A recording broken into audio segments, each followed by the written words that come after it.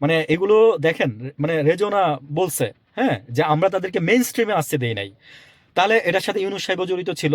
এই যে election engineering করছেন আপনারা, এই যে এত এত এত কিছু করছেন। আমিও তো বলি যে ভাই, সরকারের সহযোগিতা ছাড়া ইঞ্জিনিয়ারিং সম্ভব না।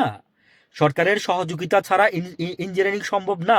আমি সেদিন রাত থেকে ভাবতেছিলাম যে তাহলে কি ইউনূস সাহেব মানে পাল্টাই গেল।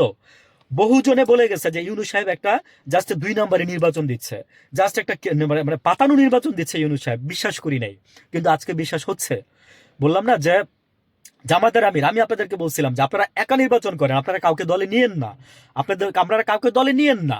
এত এত এত মহানুভবতা দেখানোর দরকার নাই। হ্যাঁ, এত মানবিকতা দরকার নাই। বাংলাদেশের মানুষের জন্য এত মানবিক কথা দরকার নাই। আপনারা, আমি বলছি না যে ন্যায়টা বলেন, অন্যায়টার প্রতিবাদ করেন। মানুষের ন্যায্য অধিকার যেটা মানুষ পাবে সেটা তাকে বুঝাই দেন।